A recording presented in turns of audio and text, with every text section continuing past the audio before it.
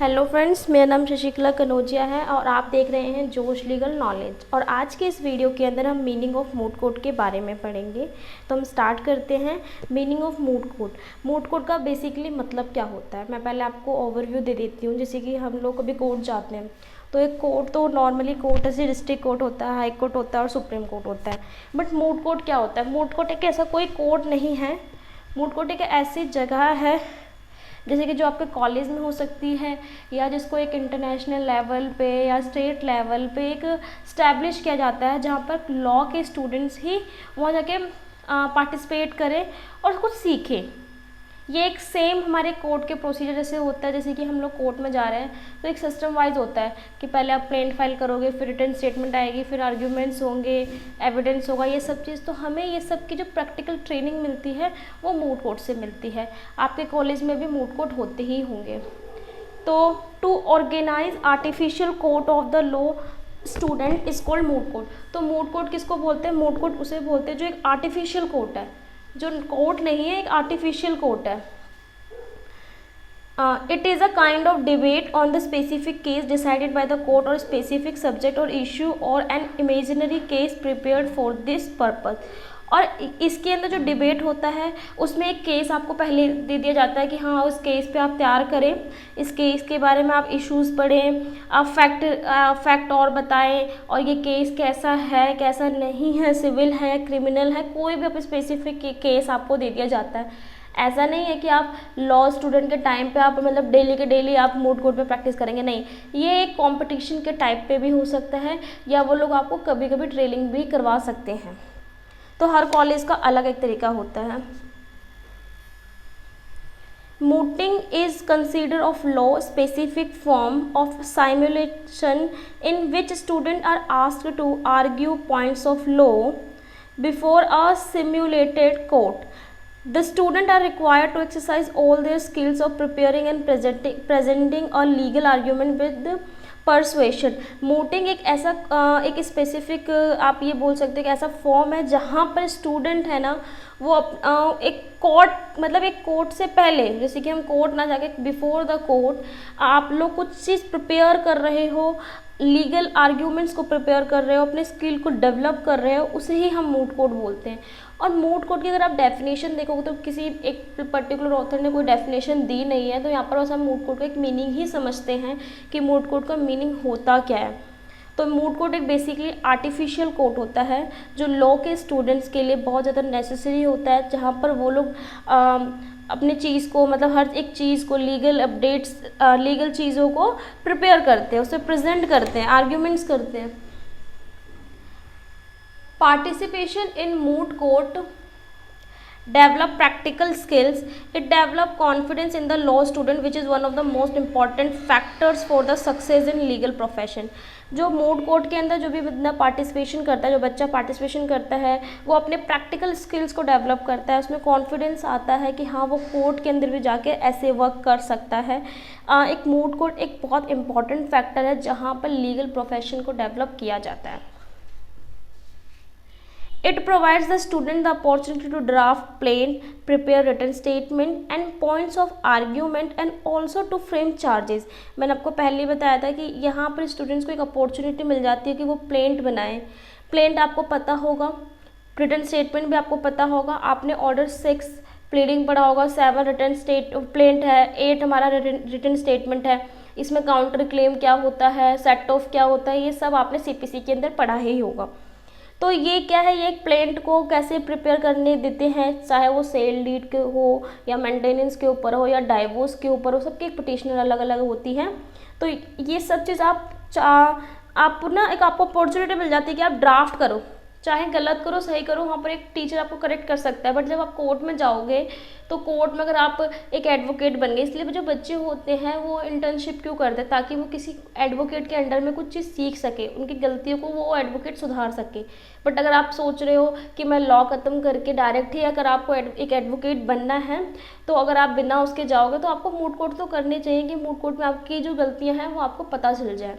क्योंकि एक कोर्ट पे जाके आप प्लेंट फाइल कर रहे हो और वो गलत है, तो वो जो आपको फिर जज है वो डिसमिस करेगा, और वो आप मतलब उनकी नज़रों में आप ऐसे बन जाओगे कि आपको ड्राफ्ट आता ही नहीं है।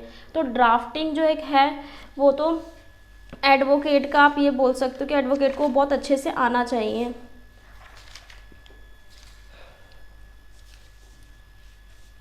सेकेंड है, ये है they may have experience of drafting public interest petition and presenting it before the court. ये एक्सपीरियंस आपको मिल जाता है कि आप पब्लिक इंटरेस्ट पिटिशन भी प्रेजेंट कर सकते हैं या कुछ भी कर सकते हैं कोर्ट के before. They may learn the art of cross examination and argument which plays important role in winning the cases. आप इसके अंदर क्या सीख सकते हैं कि क्रॉस एग्जामिनेशन क्या होता है। आपने एविडेंस के अंदर पढ़ा होगा कि हमारा एग्जामिनेशन इन चीफ होता है, एग्जामिनेशन इन चीफ कौन करता है, क्रॉस एग्जामिनेशन कौन करता है, और एक री एग्जामिनेशन भी आता है। तो ये सब चीज़ें कौन करता है, कैसे किया जाता है, क्रॉस एग्जामिनेशन में लीडिंग क्वेश्चंस पूछे जाते हैं कि नहीं पूछे जाते हैं, एग्जामिनेशन इन चीफ में लीडिंग क्वेश्चंस पूछे जाते हैं कि नहीं पूछे जाते। तो मतलब आपको ये सब चीज़ सीखने को बहुत कुछ मिलता है इधर। An argument which plays important role in winning the cases, और केस को जिताने के लिए बहुत ज़्यादा इंपॉर्टेंट हमारा क्रॉस एग्जामिनेशन है। It will provide the student the experience of collecting the relevant cases on the specific issue involve in the case. It will thus enable the law student to be aware of the lawyering process and attain the skills as advocacy. The students get opportunity to apply the principle of law to the cases assigned to them.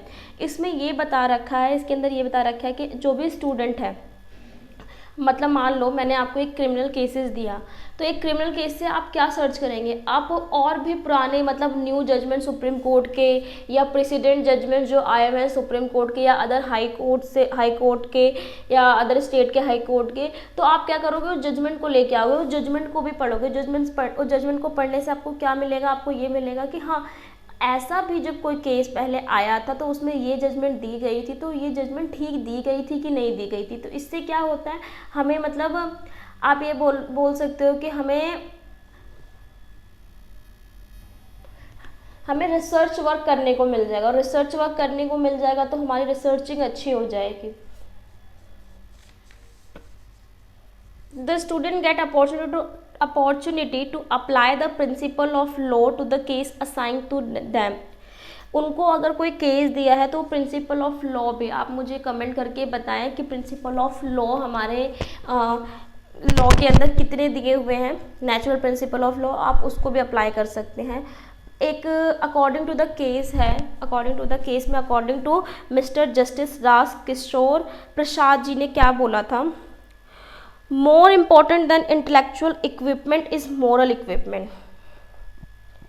इसमें ये है कि जो भी एक equipment क्या होता है, कोई भी चीज़, तो जो मूड कोड एक इम्पॉर्टेंट है, इसलिए इम्पॉर्टेंट है क्योंकि जैसे कि हमारे लिए मॉरल इक्विपमेंट बहुत इंपॉर्टेंट होता है, ऐसे ही हमें मूड कोड भी इक्विपमेंट है जिसको हमें सीखने का जरिया मिलता है। An advocate is always expected to maintain calmness and self position and a pleasant honour. और इन्होंने ये भी बता रखा है कि ऐसा नहीं होना चाहिए कि एक एडवोकेट ऐसा नहीं होना चाहिए कि वो कुछ भी मतलब उसको सेल्फ कॉन्फिडेंस नहीं है और वो कुछ भी बोल दे रहा है जज के सामने, तो ऐसा वो नहीं बोल सकता।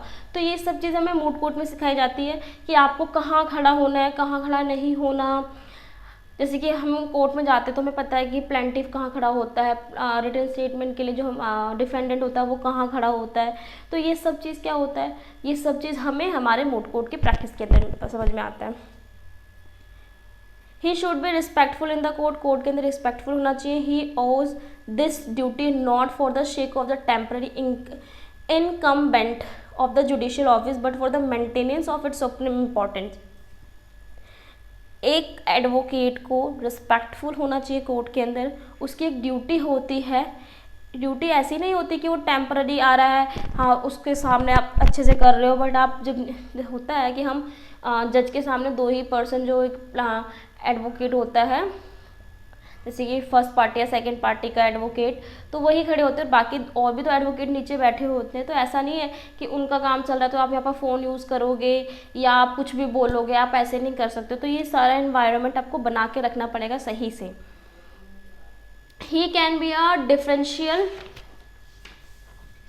Without being object and independent and fearless while being respectful. जब एक इसका एक ऑब्जेक्ट, ये भी ऑब्जेक्ट है कि आप एक इंडिपेंडेंट हो, फियरलेस पर्सन हो, बट आपको हर चीज़ एक रिस्पेक्टफुल में ही करना है।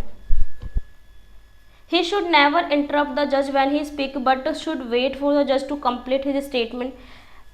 जो भी एक एडवोकेट होगा उसको इंटरप्ट नहीं करना कि जज क्या बोल रहा है। जब जज बोल रहे हो तो आपको चुप होना चाहिए, जज की पूरी बात सुननी चाहिए। जब जज खत्म कर दे अपनी बात को तब आपको अपने पॉइंट्स ऑफ व्यू को रखना होगा वहाँ पर।